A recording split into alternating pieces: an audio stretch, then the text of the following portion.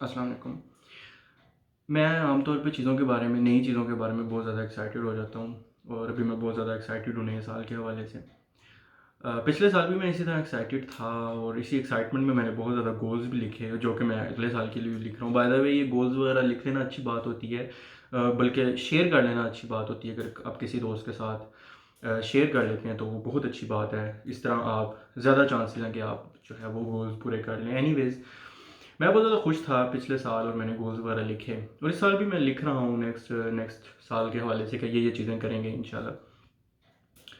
لیکن اسی دوران میرے ذہن میں یہ خیال آیا کہ میں نے جو پچھلے سال گولز لکھے تھے وہ کس حد تک پورے ہوئے ہیں۔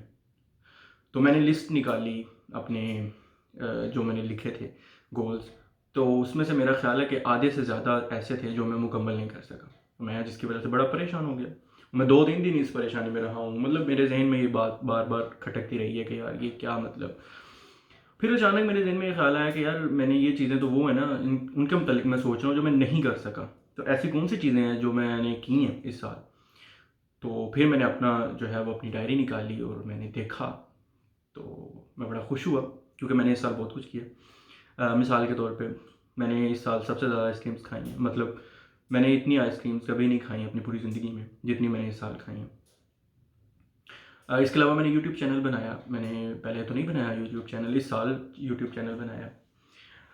اسی طرح کوئی 1-2 انٹرنیشنل کانفرنسز میں جو ہے وہ شرکت کی، مطلب ایز اے پارٹیسپینٹس، اسپیچ وغیرہ نہیں کی، لیکن مطلب ایک جنرل بات کر۔ اس کے علاوہ جو میں نے جو میں نے افسانے لکھے ہیں 2-3، حالانکہ کبھی بھی نہیں میں نے لکھے افسانے، یہ اسی سال میں نے افسانے لکھنے شروع کیے، 2-3 ہی لکھے ہیں۔ تو یہ پازیٹیو چیزیں ہیں جن کی وجہ سے میں بہت خوش ہوا کہ یہ چیزیں۔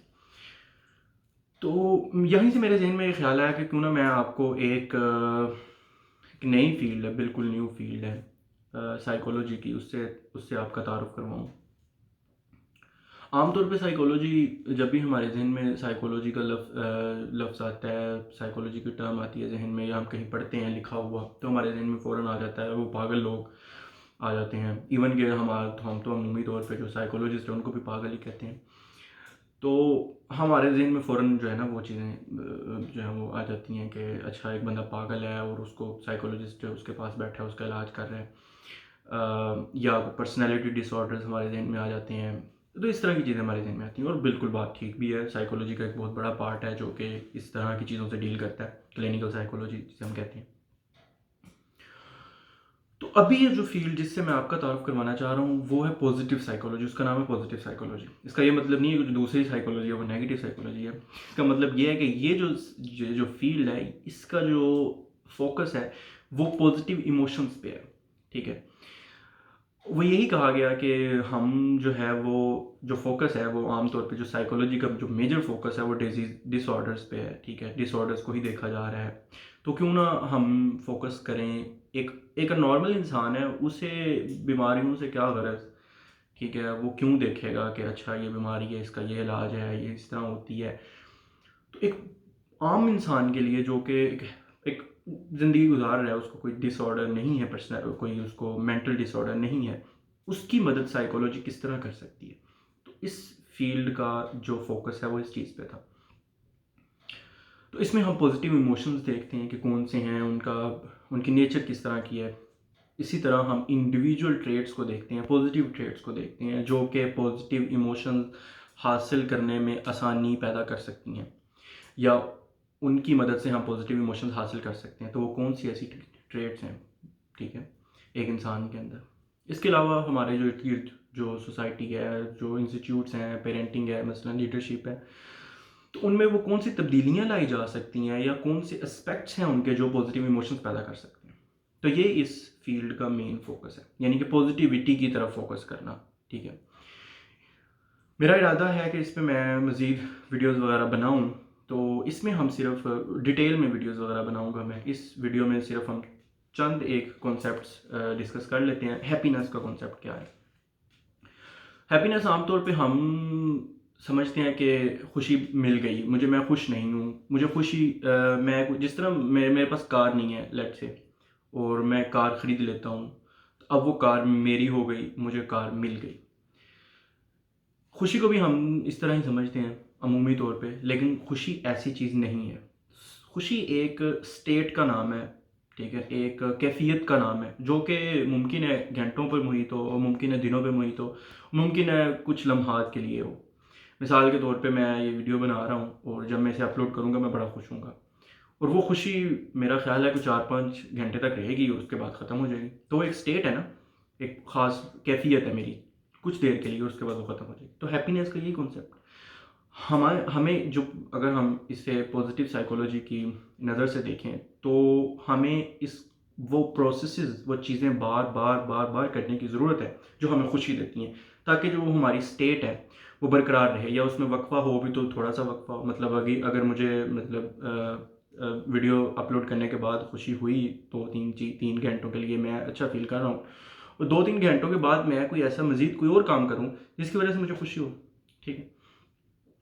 تو اس فیلڈ کا جو مین فوکس ہے وہ ایک طرح سے خوشی ہے، پازیٹیو ایموشنز، جو کہ خوشی ایک پازیٹیو ایموشن ہے کہ آپ انہیں کس طرح مینٹین کر سکتے ہیں اور آپ اسے کس طرح حاصل کر سکتے ہیں، وہ کون سی ایکٹیویٹیز ہیں جس کی وجہ سے آپ اپنے اس ڈیوریشن کو لمبا کر سکتے ہیں، خوشی کے ڈیوریشن کو، اور آپ وہ کون سی چیزیں ہیں جن سے آپ خوشی حاصل کر سکتے ہیں۔ عام طور پہ کئی چیزیں ہیں ہمارے ذہن میں کہ اچھا یہ چیزیں خوشی دیتی ہیں، مثال کے طور پہ پیسوں کے حوالے سے، کبھی پیسہ جو ہے وہ خوشی دیتا ہے انسان کو، تو اس پہ باقاعدہ طور پہ ریسرچ ہوگی اس فیلڈ میں کہ آیا کہ وہ خوشی دیتا ہے یا نہیں دیتا، ٹھیک ہے۔ یہ ہم ڈسکس کریں گے اگلی ویڈیوز میں کہ آیا کہ پیسہ خوشی دیتا ہے کہ نہیں دیتا۔ اسی طرح اور بھی کئی چیزیں، ٹھیک ہے، جو مٹیریل آبجیکٹس ہیں اس کے حوالے سے، کار ہے مثال کے طور پہ، اب نئی کار آپ خریدنا چاہتے ہیں، آپ سمجھتے ہیں کہ اب نئی کار خرید لیں گے آپ خوش ہو جائیں، بالکل آپ خوش ہوں گے لیکن کچھ لمحات کے لیے، اس کے بعد آپ کی وہ خوشی ختم ہو جائے گی۔ تو آیا کہ یہ ایک اچھی انویسٹمنٹ ہوگی خوشی حاصل کرنے کے لیے، ایک اچھا سٹیپ ہوگا کہ آپ نئی کار خرید لیں؟ تو جو پازیٹیو سائیکولوجی اس چیز کا فوکس جو ہے وہ اس چیز پہ ہے، اس چیز کا آنسر دیتی ہے ہیپینس کے حوالے سے۔ اس کے علاوہ آٹولیٹک پرسنالٹی کا ایک کانسیپٹ ہے، میں آپ کو بتاتا ہوں کہ اس سے پہلے ایک کانسیپٹ ہے فلو کا۔ فلو کا کانسیپٹ یہ ایک ایکسپیرینس ہے آپ کا، جب یہ آپ کا اندر سے ایک آواز آئے، ٹھیک ہے، کہ آپ نے یہ کام کرنا ہے، آپ یہ کام کرنا چاہ رہے ہو، آپ وہ کام، اس کام کے اندر آپ کی سکلز استعمال ہو رہی ہوں، اس کے علاوہ آپ کو باقاعدہ طور پہ چیلنج مل رہا ہو، ٹھیک ہے، اور آپ وہ کام کے اندر اتنے زیادہ مگن ہو جاؤ کہ آپ کو جو ٹائم کی، جو وقت کی اور جگہ کی جو آپ کی سینسز ہیں وہ ختم ہو جائیں، مطلب بالکل بھی ختم نہ ہو جائیں، لیکن یہ کہ آپ کو اندازہ نہ ہو۔ عام طور پہ ہوتا ہے کہ ہم کسی کام میں مصروف ہوتے ہیں، ہمیں پتہ بھی نہیں چلتا، رات ہو گئی بھی، پتہ ہی نہیں چلا، سارا دن کام کرتے رہے ہیں، ٹھیک ہے، کھانا نہیں، بھوک نہیں لگی، ٹھیک ہے، وہ کیا ہے، وہ آپ کام کے اندر اتنے زیادہ مگن تھے، تو وہ ریئل ہیپینس آپ کو اس طرح کے کام پہنچاتے ہیں۔ تو ایسے لوگ جو اس طرح کے کام، اس طرح کی ایکٹیویٹیز میں جو ہے اپنا وقت گزارتے ہیں، انہیں ان کی پرسنالٹی، اس پرسنالٹی ٹائپ آٹولیٹک پرسنالٹی اسے کہتے ہیں۔ تو میرا خیال ہے کہ یہ کافی ہے، 8 منٹ کی ویڈیو ہو گئی آلریڈی۔ تو ہم جو اگلی ویڈیو میں ہم ذکر کریں گے کہ ایک ہیلدی بندہ جو ہے اس کو کس طرح ڈیفائن کیا جا سکتا ہے۔ میری جو ہوڈا ایک آسٹرین سائیکولوجسٹ تھیں، انہوں نے یہ کہا کہ جس طرح ایک بندہ بیمار ہے نا، ٹھیک ہے نا، اس کے اندر بیماری ہے، تو اس کے اندر کوئی نہ کوئی ڈس آرڈر ہے تو ہم اسے بیمار کہتے ہیں۔ تو اس نے کہا کہ اگر کسی بندے کے اندر ڈس آرڈر، کوئی پرسنالٹی ڈس آرڈر، کوئی مینٹل ڈس آرڈر نہیں ہے تو ضروری نہیں ہے کہ وہ بیمار نہ ہو یا نہ وہ نارمل ہو۔